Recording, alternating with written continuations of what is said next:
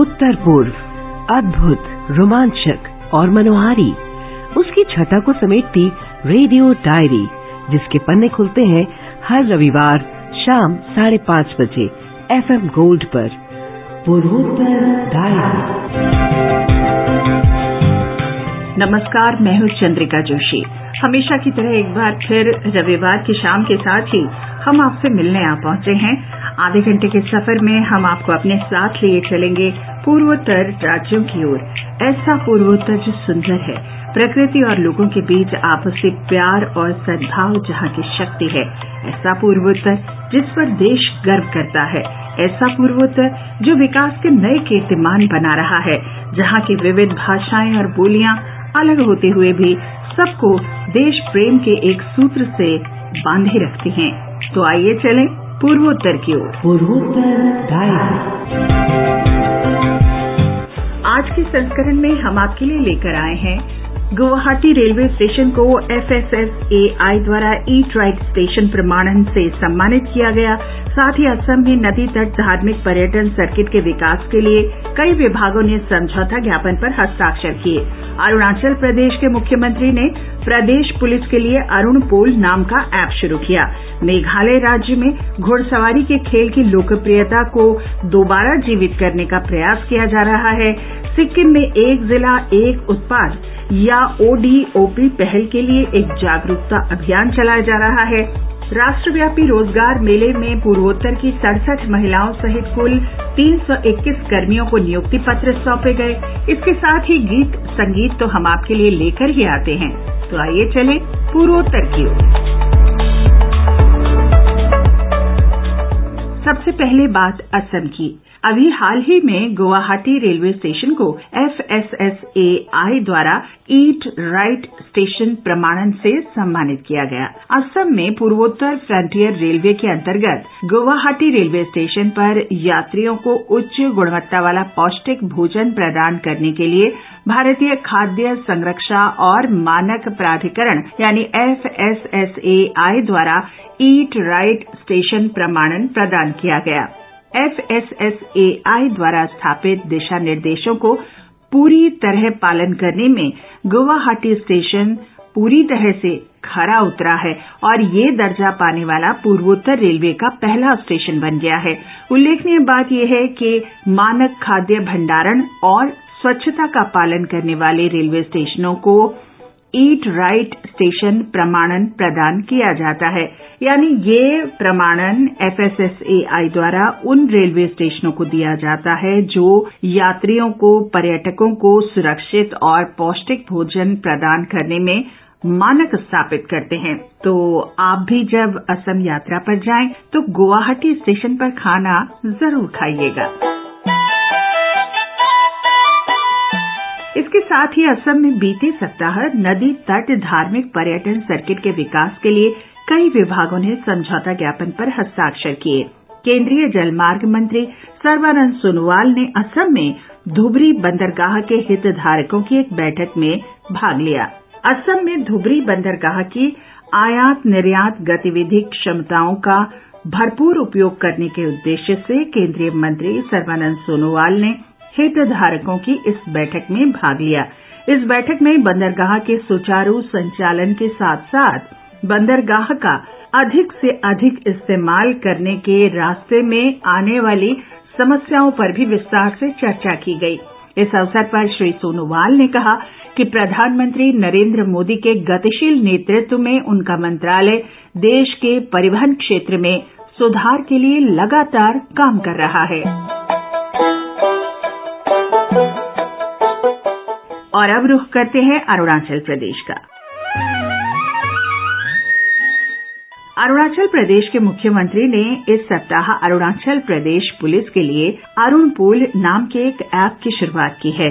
ईटानगर के नागरिक सचिवालय से बुधवार को ऐप जागरूकता वाहन को झंडी दिखाकर रवाना किया गया। हमारे ईटानगर संवाददाता ने हमें बताया कि आम लोगों की बेहतर सुविधा के लिए मुख्यमंत्री पेमा खांडू ने ऐप की शुरुआत की है।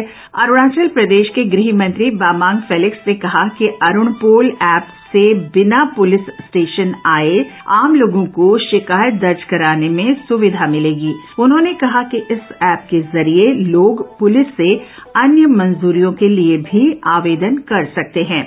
ये एक बहुत अच्छा चीज है। आज PSQ की तरफ से 2 प्रोग्राम हुआ सीएम सर के यहाँ पे। एक तो जो है अरुणपोल, अरुणाचल पुलिस का एक पोर्टल, जिसमें काफी सुविधा है। जो लोगों को, सिटीजन को बहुत सा चीज के लिए पुलिस स्टेशन जाना पड़ता है, वो जाना नहीं पड़ेगा कि अरुणपोल ऐप्स को डाउनलोड करके उसी में सारा चीज, जो सामान खो गया या कहीं में दुख तकलीफ हो रहा है या मैंने कुछ पुलिस क्लियरेंस चाहिए, तो उसको थोड़ा आप लोग ये एडवर्टाइज कर देना। आप लोग को भी मैं ये रिक्वेस्ट करना चाहता हूँ कि इन लोग पब्लिक तक ये मैसेज को पहुँचाना है। और जहाँ तक अभी एक अरुणपोल सेवा व्हीकल जो अभी फ्लैग ऑफ किया गया है, उसमें हम लोग गांव में जाके लोगों को समस्या को जानेंगे या कुछ जो जानकारी उन लोगों को देना है, तो हमारा पुलिस वाला लोग जाके उन लोगों को जानकारी करेंगे। वहाँ पे ये क्या बोलते स्मार्ट टीवी भी लगाया हुआ है, तो उसी का तरह से हम लोग जगह में जाके जो ये सिविक सेंसिटाइजेशन जो करते हैं वो हम लोग करेंगे। तो 2 चीज है। राज्य के गृह मंत्री ने कहा कि मुख्यमंत्री पेमा खांडू ने राज्य सरकार के कर्मचारियों के लिए ई-विजिलेंस ऐप नाम के एक अन्य ऐप की भी शुरुआत की। उन्होंने बताया कि ये ऐप समय पर विजिलेंस क्लियरेंस सुनिश्चित कर राज्य सरकार के कर्मचारियों को लाभान्वित करेगा। He said that the app will benefit the state government employees by ensuring timely vigilance clearance. This is Rakesh Dole, AIR News, Itanagar.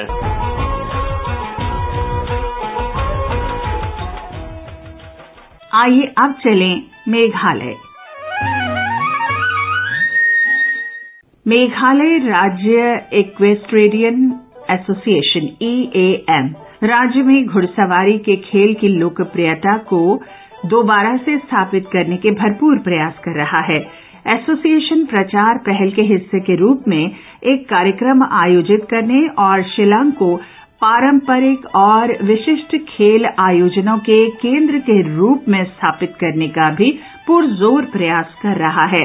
Sri Lanka घुड़सवारी के खेल और घुड़सवारी का एक समृद्ध इतिहास रहा है। इसमें पोलो से लेकर वर्तमान पोलो ग्राउंड में घुड़दौड़ और क्रॉस कंट्री राइड कई प्रकार के अलग अलग जगहों पर खेला जाता रहा है।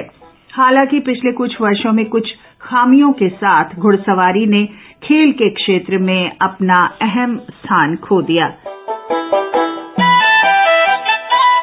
ब्रिटेन के 6 लोगों के एक समूह ने 1901 में 12 नवंबर को एक संकल्प के माध्यम से the Shillong recreation ground trust SRGT नाम के एक संस्था का गठन किया, जिसे खेल के मैदानों के लिए ओंगखराह घाटी में भूमि अधिग्रहण करने की जिम्मेदारी दी गई। SRGT ने ट्रस्ट की ओर से दौड़, फुटबॉल, हॉकी और अन्य खेलों का संचालन करने के लिए 1907 में एक एजेंसी बनाई, जिसे जनरल स्पोर्ट्स कमेटी के रूप में जाना गया। इन सभी खेल गतिविधियों में सबसे लोकप्रिय घुड़दौड़ थी, जो शायद 1910 के आसपास शुरू हुई थी। हालांकि 1968 में सियात टीम में, जिसे तीर या तीरंदाजी के रूप में भी जाना जाता है, इस खेल के बाद घुड़दौड़ को बंद कर दिया गया, क्योंकि सियात टीम की तुलना में घुड़दौड़ से लाभांश बहुत कम प्राप्त होता था। लेकिन इस खेल को पुनर्जीवित करने के एक प्रयास के रूप में शिलोंग ने 1996 में जूनियर नेशनल इक्वेस्ट्रियन चैंपियनशिप और international young riders show jumping प्रतियोगिता, 2002 में all India police equestrian meet और हाल ही में आयोजित शिलोंग हॉर्स शो और घुड़सवारी लीग ने क्षेत्रीय स्तर पर प्रमुख घुड़सवारी कार्यक्रमों की मेजबानी की। इनमें से प्रत्येक कार्यक्रम को दर्शकों का जबरदस्त समर्थन मिला, प्रशंसा मिली और लोगों ने उत्साह दिखाया।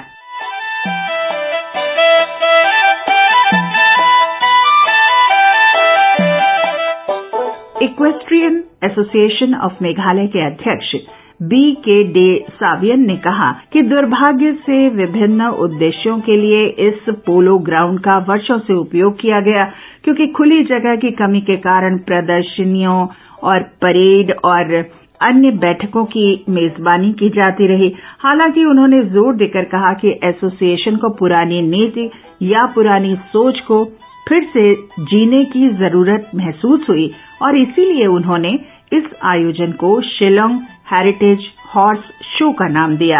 B.K. डे सावियन ने यह भी कहा क्योंकि मुख्यमंत्री ने घोषणा की थी कि मेघालय 2025 में राष्ट्रीय खेलों की मेजबानी करेगा, इसलिए घुड़सवारी के माध्यम से अपनी पहचान बनाने के लिए राज्य में आम सहमति बनी है। उन्होंने कहा कि इस बार हमारे पास राष्ट्रीय खेलों के लिए 2 और साल हैं और हमें तेजी से काम करना चाहिए। मेघालय इक्वेस्ट्रियन एसोसिएशन के अध्यक्ष ने कहा कि मेघालय में इस खेल के प्रति रुचि पैदा करने की लगातार कोशिश की जा रही है और एक टीम बनाने का प्रयास किया जा रहा है। Have a few riding clubs in the state.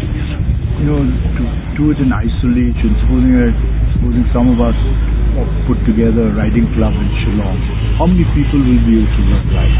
So we must create riding centers in different corners of the state. And riding centers of different levels also. Some centers can do social riding, basic riding, because you can't participate in isolation. You will not know your level. So you have to go out. And if you go out, you will then be able to draw your level of performance. उनके अनुसार वे खेल को तभी बढ़ावा दे सकते हैं जब उनके पास कुछ राइडिंग क्लब हों। राज्य में एसोसिएशन के इस प्रयास को सरकार के समर्थन की आवश्यकता होगी। हो सकता है कि मेघालय सरकार इस खेल को अपनाने के इच्छुक युवा एथलीटों को प्रशिक्षित करने के लिए एक अकादमी स्थापित करके उसको मॉडल के रूप में अपना सकती है। उम्मीद ये भी है कि एसोसिएशन द्वारा किए गए इस प्रयास का निकट भविष्य में कुछ सकारात्मक परिणाम तो अवश्य सामने आएगा ही। This effort of the association to promote this unique Olympic sport in the state will require the support of the government. Maybe the Meghalaya government can adopt the same model of Madhya Pradesh government by setting up an academy to train young athletes who are keen to take up the sport. Hopefully this effort taken by the association will bear some positive result in the near future. This is Lamphang Langspung for Northeast Diary from AIR News Shillong.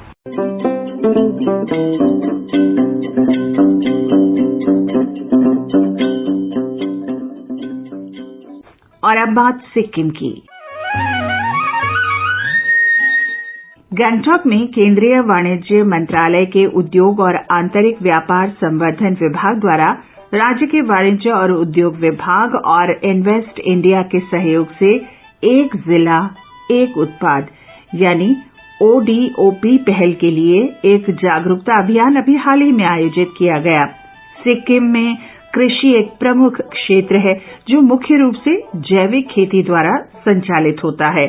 एक जिला एक उत्पाद या ODOP का उद्देश्य विशेष प्रकार के उत्पादों पर ध्यान देने के साथ साथ जिलों में संतुलित क्षेत्रीय विकास को प्रोत्साहन देना है। राज्य वाणिज्य और उद्योग विभाग के सचिव R. बोनपो ने सिक्किम में जागरूकता कार्यक्रम और ODOP की संभावनाओं के बारे में बताया। We had a ODOP PIB Sampak event. So this event was an awareness event about ODOP scheme, the products which have been selected on the ODOP for Sikkim. So Sikkim has also selected ODOP products for various districts, and most of the districts are mainly related to the organic products from Sikkim, especially cardamom and like Dale chilies. And there are also some other products like tourism, pharmaceutical. So these are various products. It can be in the food processing sector or other sectors. So we have already undertaken the exercise of identifying these products, and these products will be further updated once we get the feedback from various. So entrepreneurs have also been called to give their feedback on various ODOP products, and we would also encouraging the entrepreneurs to take advantage of this ODOP scheme, because we want the products from Sikkim to be sold not only in other states of India but exported out of the country also. जागरूकता कार्यक्रम में वक्ताओं ने कम विकसित जिलों में औद्योगिकरण और विनिर्माण को प्रोत्साहन देने के लिए निर्यात सुविधाएं बढ़ाने के महत्व पर बल दिया और स्थानीय उद्यमियों से इस तरह की पहल में सक्रिय रूप से भाग लेने का आग्रह किया। इसके अलावा स्थानीय उद्यमियों को निर्यात पंजीकरण के लिए प्रोत्साहित किया गया। Moreover, local entrepreneurs were encouraged to register for export registration and informed about the presence of investors facilitated by Invest India. With Saikat Sarkar, this is Tashogmo Bhutia for Akashvani News, Sikkim.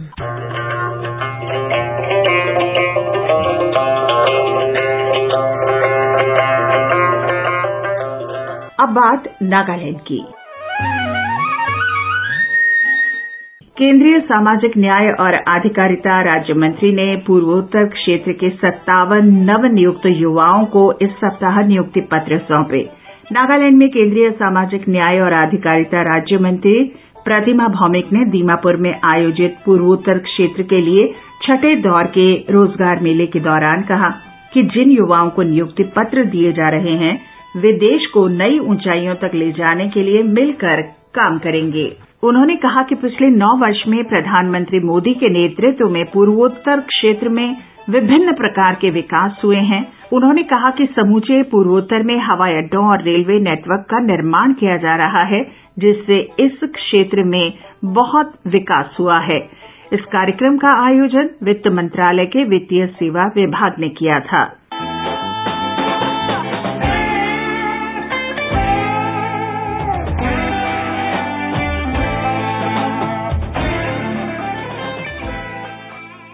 और अब हम आपके लिए लेकर आए हैं एक भेंटवार्ता।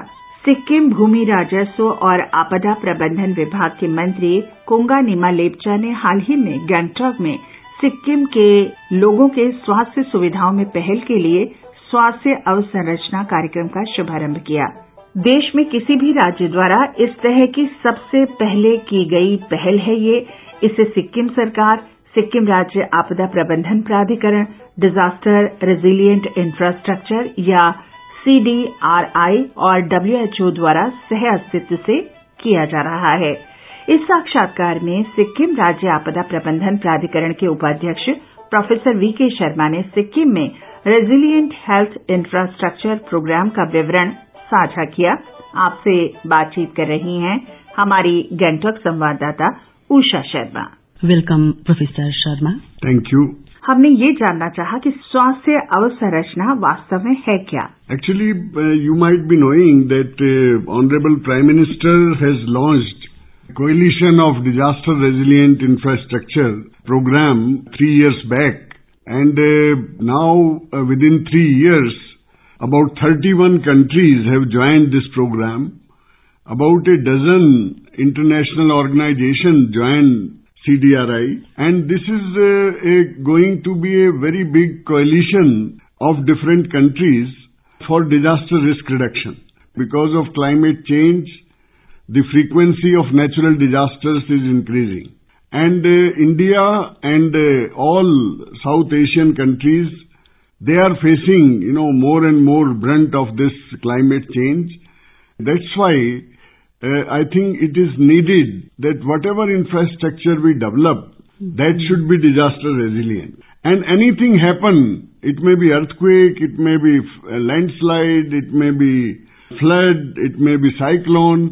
I think the most critical thing is health. In case the health infrastructure is poor, in case we don't have strong hospitals, in case we don't have these buildings, which can resist to earthquakes, then I think it is very difficult to cope with such a situation. We have seen in 2001, when there was Bhuj earthquake, when the government hospital collapsed, and not only patient, but doctors, nurses, more than 200 people died, within the hospital. So I think this kind of situation should not be there.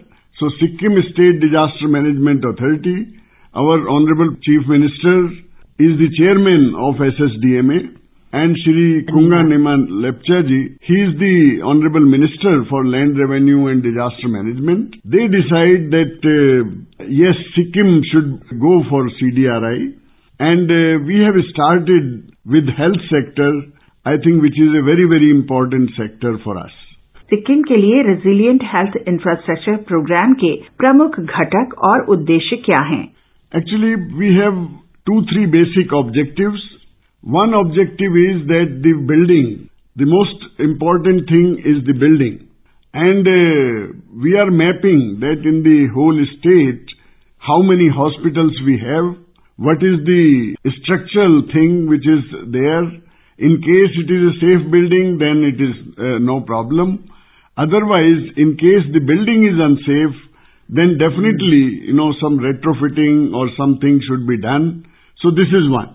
Second thing is that there are many small things which can be done, because the technical know-how is being provided by WHO, it is provided by GIZ, and we are preparing a very comprehensive list that what can be done so that there is no problem in case there is a disaster. And I am very happy to tell you that we have started this program just, a few months back, and now the WHO person who is with us, when he visited, he find that many of the things are corrected by the main hospital of Gangtok. So I think that kind of thing is very promising, in the state. So we have two type of program, structural mitigation and non-structural. Structural is engineering techniques and things, and non-structural means that the small things which can be, corrected by planning and by some, little bit of intervention by the hospital staff, by training, etc. So we are going to map, both the things here. कार्यक्रम में जोखिमों और चुनौतियों पर विचार किया गया है. Sikkim is a highly vulnerable state. In fact, this is one of the Himalayan state, very small. Our plus point is that we are green, we have a big green cover, we are very conscious environmentally. But minus thing is that we are vulnerable for so many natural disasters. We are coming in seismic zone 5 and 4, so we are earthquake prone. Landslide is a frequent thing. Every year we are facing landslide. We are having flash floods. We are having forest fire. We are having now another disaster which is important for us, that is glacial lake outburst. So I think in Sikkim we are having more than 50 glacial lakes which are very prominent. On one side they are providing us water, but on another side, in case there is more, volume of these lakes, they may create problem for us, as you have seen in Uttarakhand. So we are very cautious about all the hazards, and we wish that we have preparedness for each and every disaster. कार्यक्रम को लागू करने की समय सीमा क्या है? Actually, this is a time-bound program for us. And Honorable Minister and Honorable Chief Minister of the state, they wish that we should finish it, as soon as possible. So we are thinking that 18th September, which is our day, of earthquake, you might be knowing. 2011. 2011. Yeah.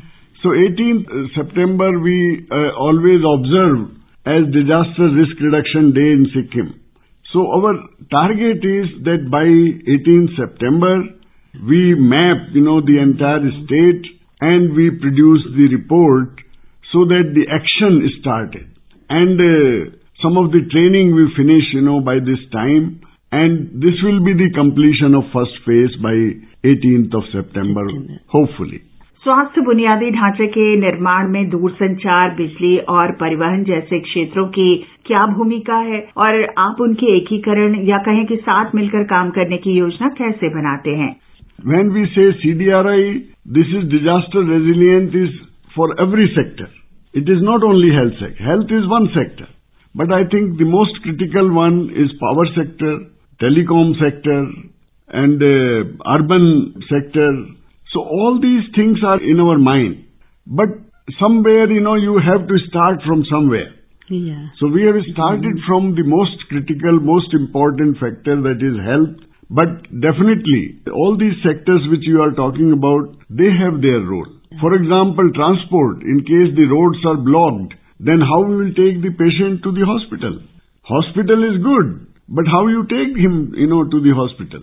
So I think your point is valid, and each and every sector will be taken care, but systematically. So this is the first state which has started CDRI in a very systematic way. We are not in hurry. We have limited resources, but we assure you that with the cooperation of the state government, with the cooperation of people of this beautiful state, we will complete each and every sector. Resilient health infrastructure programme Sikkim के दूर दराज के इलाकों में स्वास्थ्य के बुनियादी ढांचे को कैसे कवर करता है? Earlier we were having 4 districts. Today we have 6 districts, and we have villages at the remote places. So when we are talking about resilience, we will see that even public health center, which is there at remotest place, that should be safe. We are thinking that how we can have ambulance services, even air ambulance services. So all these things will be included in our plan, so that even the patient at the last, village of the state can also be taken care. So I think this is the intention of the government, and we are working for that kind of planning. And this is the vision of our Honorable Chief Minister. क्या भविष्य में ऐसे कार्यक्रमों को अन्य क्षेत्रों में विस्तारित करने की कोई योजना है? The Sikkim should be safe for our citizens. Sikkim should be a safe place to live. And the main objective of CDRI is this, that we have safe infrastructure in case there is any disaster, because you don't have control on hazards, but you have control that these hazards should not be a disaster. So this is very clear, and we are getting full support, from the higher ups.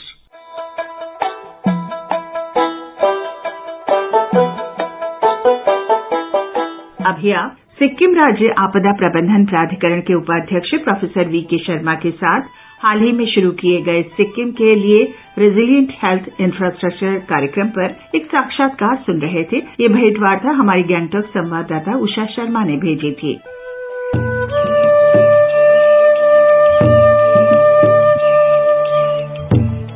और आइए आप सुनते हैं असम का ये गीत।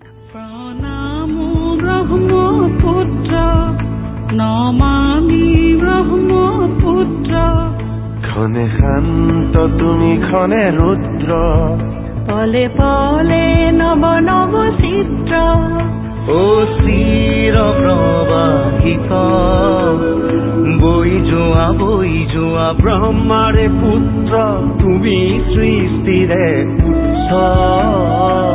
ও প্ৰণামো ব্ৰহ্মপুত্ৰ, নমামি ব্ৰহ্মপুত্ৰ।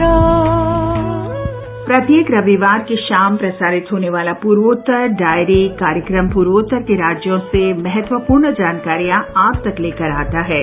तेरी लहरों में पिता की बाहें मिले, तेरी बूंदों से फसलों के मोती खिले, सदियों से तेरे किनारे जीवन का है खजाना। तू बहला यूं ही बहला, ये धरती सजल कर बहना, तू देश के कंधे का है नीला दुशाला। नाम ब्रह्मपुत्र, नमामि ब्रह्मपुत्र।